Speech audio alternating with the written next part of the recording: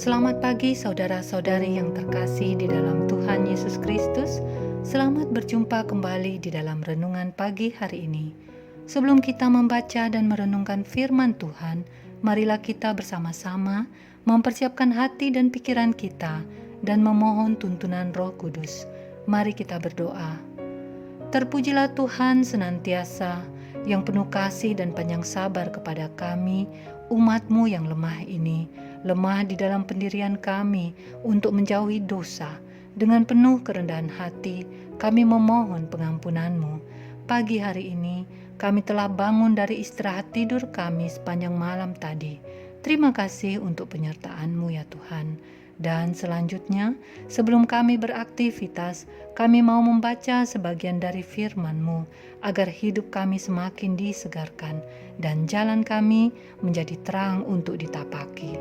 Terima kasih Tuhan, biarlah Roh Kudus menyertai kami di dalam renungan pagi ini. Dalam nama Tuhan Yesus Kristus, kami berdoa. Amin.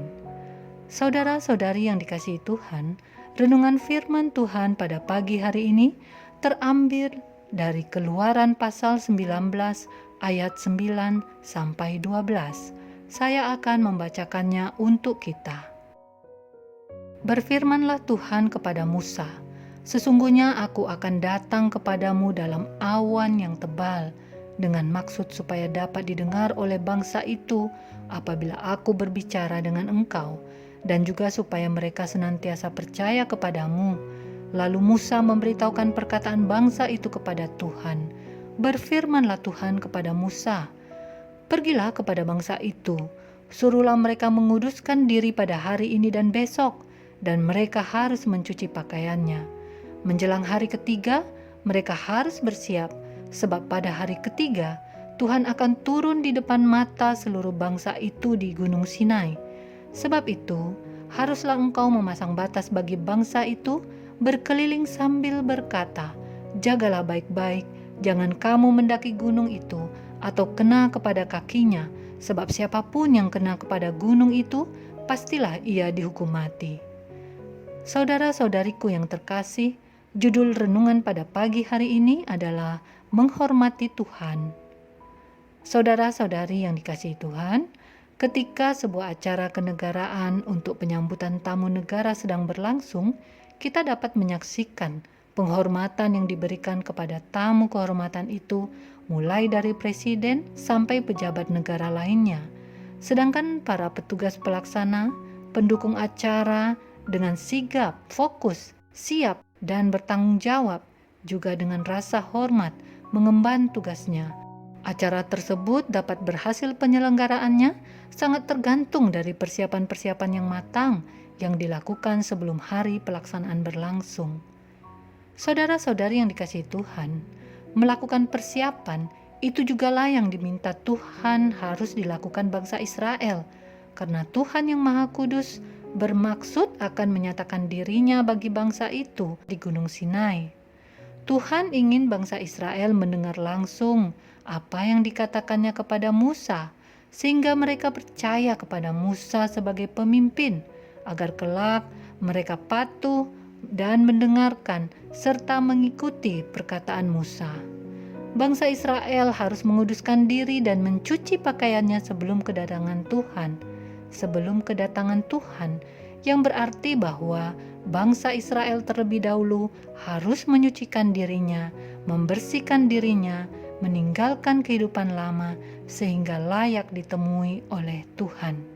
Kekudusan bangsa Israel itu tidak serta-merta mengizinkan mereka bisa mendekat kepada Tuhan. Tetap saja ada batas dan jarak yang ditentukan oleh Tuhan yang tidak boleh mereka sentuh, apalagi dilintasi.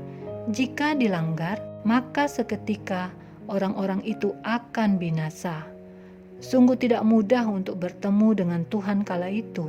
Hanya orang-orang tertentu saja yang dipilih oleh Tuhan yang bisa bertemu dan berkomunikasi dengan Allah.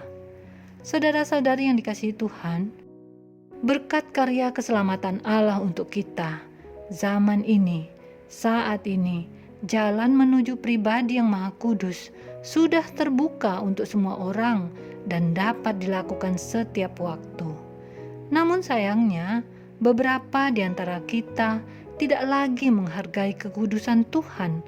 Kalau kita mempunyai kesempatan untuk hadir di dalam hadirat-Nya di gereja, kita tidak beribadah dengan bersungguh-sungguh, bahkan terkesan sembrono, karena hati kita sesungguhnya belum terpaut kepada Tuhan. Ketika firman Tuhan sedang dinyatakan, ada yang memilih untuk sambil mengobrol, ada yang memilih untuk tidur, dan juga ada yang memilih untuk berselancar dengan handphone. Dan barangkali ada juga orang yang fokus pikirannya berbelah bagi, sebagian berada di luar dinding gereja. Tampaknya kemudahan yang Tuhan berikan justru meruntuhkan sikap kita untuk menghormati Tuhan. Alangkah berdosanya kita yang tidak menghormati kekudusan Tuhan itu. Saudara-saudari yang dikasihi Tuhan, jika untuk berjumpa sesama manusia yang derajatnya lebih tinggi atau dengan tamu terhormat saja, kita melakukan persiapan diri dikarenakan rasa hormat dan terkadang mungkin karena ada rasa takut.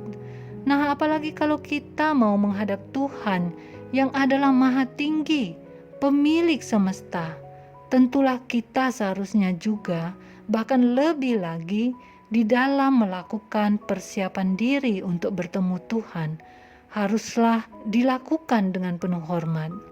Jika kita memang mau bertemu Tuhan, mau mendengar perkataan firman Tuhan, maka kita juga perlu menguduskan diri kita terlebih dahulu, yaitu dengan cara mengkhususkan waktu beribadah dan menyembah Tuhan, sehingga saat itu benar-benar hanya dipakai untuk beribadah, menjauhkan seluruh potensi gangguan-gangguan yang ada. Lepaskanlah pikiran dan juga tangan kita dari berhala gadget atau handphone saat beribadah, dan melepaskan diri dari keinginan daging kita, yaitu mereka-reka rencana lain di dalam pikiran kita selagi beribadah, menerawang. Buanglah kesemuanya itu, agar kita dapat fokus untuk mendengarkan firman Tuhan. Saudara-saudari yang dikasihi Tuhan, kadangkala kita terlalu sulit untuk benar-benar terhubung dengan Tuhan saat beribadah. Tidak bisa fokus, walaupun sudah mengkhususkan waktu. Mari kita introspeksi diri kita. Apakah kita sudah benar-benar mengasihi Tuhan? Apakah kita tunduk kepada Tuhan?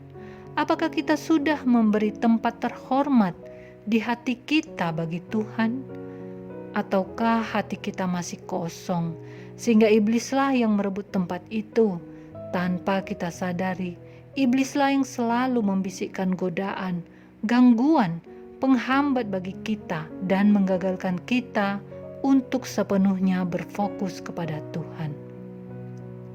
Saudara-saudari yang dikasihi Tuhan, hari ini ketika kita akan datang beribadah ke rumah Tuhan, baiklah kita terlebih dahulu melakukan persiapan diri dengan kesungguhan hati. Berdoalah memohon perlindungan Tuhan dan beribadahlah dengan penuh hormat kepada Tuhan. Demikianlah renungan pada pagi hari ini. Tuhan memberkati. Kita akan menutup renungan dalam doa, tetapi jika saudara ingin didoakan secara khusus, hubungi email kami. Kerinduan kami agar channel ini menjadi berkat bagi banyak orang. Mari kita berdoa. Ya Tuhan Allah kami berterima kasih untuk firman-Mu yang boleh kami dengar barusan tadi. Kami menyadari bahwa selama ini kami tidak tekun dalam beribadah kepadamu, sehingga kami sulit untuk mengetahui kehendak-Mu. Kami memohon pengampunan atas kesalahan kami selama ini yang telah menduakan Tuhan dikala melakukan penyembahan, dikala melakukan peribadatan. Hati kami belum sempurna tertuju kepadamu.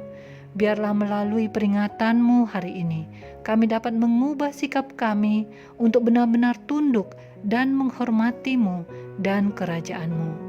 Biarlah hari ini dapat kami isi hanya untuk memuliakan-Mu ya Tuhan.